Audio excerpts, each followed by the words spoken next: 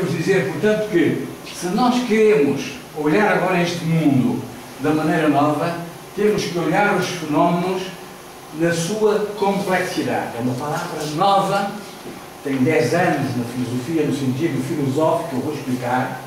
Complexidade não é complicação, mas a complexidade é, na filosofia, a ideia que nós temos que ter no futuro, que quando olhamos uma realidade, aquilo não é pela redução do mais simples, pela análise das coisas. Sempre quando a gente analisa um objeto, esse objeto está em relação com o seu contexto. E não se pode ver um objeto isolado do contexto, da conjuntura e da estrutura. Esta nova maneira de olhar o mundo é superar a visão analítica que o Ocidente desenvolveu a partir do filósofo Descartes, que era uma visão mecanicista que ele tinha do mundo. Essa coisa dos objetos isolados. Na natureza, as coisas são sistémicas, outra palavra fundamental que vocês têm que perceber e desenvolver. Na natureza, o sistémico, a interação, é a realidade concreta. Não se pode ver o deserto se a gente não vê o que se passa antes do deserto. Então, começamos a perceber o mundo com a complexidade, procurando a multiplicidade de vetores para perceber os fenómenos. E para os solucionar, é preciso fazer apelo não a especialistas, foi o que se fez no passado, mas a pessoas que são capazes de reunir vários especialistas numa visão interativa, transdisciplinar, para apanhar os problemas de vários pontos de vista. Enquanto a gente pensava que era preciso ter um ponto de vista cada vez mais, saber só parafusos, isto, quando a gente se especializa, quando a gente tem uma visão só microscópica do mundo, ou só telescópica do mundo, se não tem uma visão macroscópica que vai do alto ao baixo e apanha vários vetores, não é capaz de resolver os problemas, porque todos os problemas são interativos. Vocês dizem, aquele é um maroto, um malandro, foi bandido, anda aí a roubar, etc.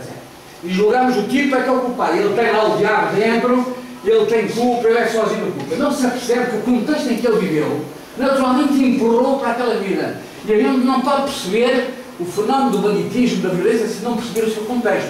É verdade também que os contextos também podem ser percebidos pelas pessoas. Aquelas pessoas também têm incidência especial do contexto.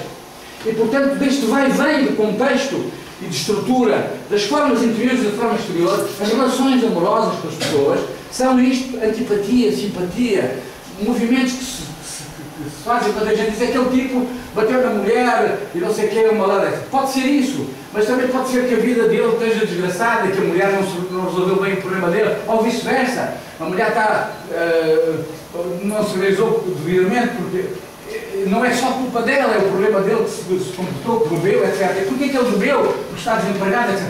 Só numa capacidade de ver as coisas na sua complexidade e na sua generalidade é que a gente começa a perceber o que eu vos estou a dizer da complexidade, mais uma vez repito, não é confusão, não é complicação. A complicação é o reducionismo que a gente tinha no passado. Olhar as coisas só, aquele tipo é que é o culpado, aquele não está. Aquela coisa é que... Não. Para haver um fenómeno social, tem que haver uma interação. Alguém é sujeito e depois deixa de ser sujeito e é passivo, e depois é passivo e passa a sujeito. O fenómeno social é, mais uma vez digo, dialético, é um fenómeno interativo, dialógico, constantemente em mudança, constantemente em metamorfose. Se nós não virmos o mundo nessa metamorfose, nós não percebemos isso. Vou restituir pedagogicamente este exemplo, aqui, para vocês verem o que eu quero dizer com o sistema. Se eu apagar totalmente a luz e meter este ecossistema, e aqui vocês veem, que desde 1960 alguns ecossistemas desse senhor Folzano estão ainda vivos, este circuito está a viver. Porquê? Porque mesmo que o krill morra, ele regenera-se, há uma possibilidade de multiplicação. E quando ele morre, os micro-organismos decompõem os esqueletos dos krill e permitem justamente a fertilização da alga que vai viver. Este é o circuito da vida. Mas se eu intervir, por exemplo, apagando a luz e meter esta garrafa numa cave, o que é que vai acontecer? Vai acontecer o que se passa na vida. O que é que se passa na vida? Muito simplesmente se não tem luz, esse vegetal, que é a alga, que a sua vida, justamente para poder sobreviver com a matéria morta que é a Terra, porque ele tem que tirar da morte a vida, é característica do cristal.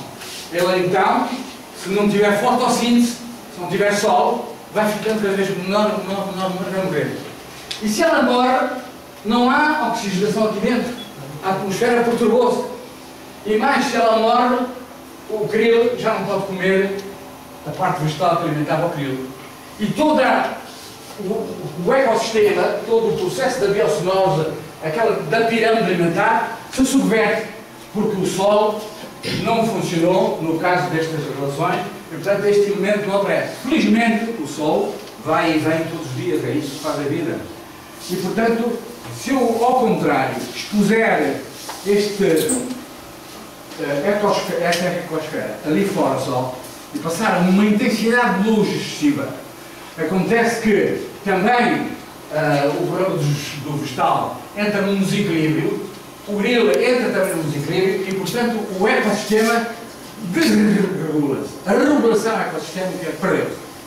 Ora bom, o deserto é, de alguma maneira, um problema que resulta de um fenómeno especial que eu vou falar, mas que não é apenas, estamos a descobrir isso, os ciclistas descobriram isso, que não é apenas um fenómeno intrinsecamente da natureza.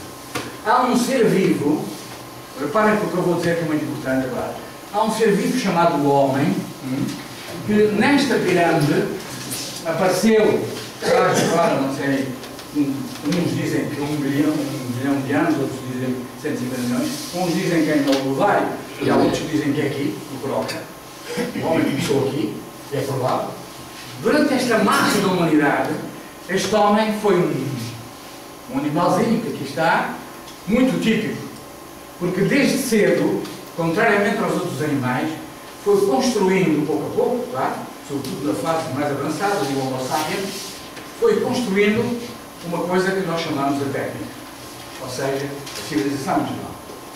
E esta técnica que foi, eu quero que vocês apanhem bem esse discurso que eu estou aqui a fazer, e quero fazê-lo com todo o sentido de responsabilidade.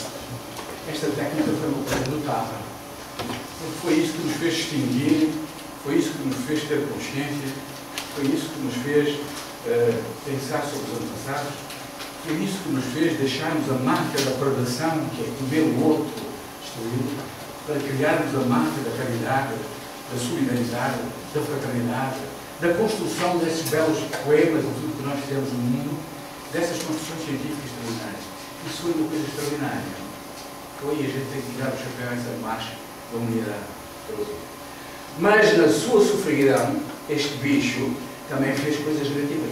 Não há muitas coisas positivas e só negativas. O processo é múltiplo. Na sua marcha, na sua sofreguidão por impor uma técnica, o que aconteceu no planeta, agora vou passar para o planeta, para a realidade que nós temos aqui, é que esta biosfera que nós temos, com a ação da hominização, foi montando uma tecnosfera.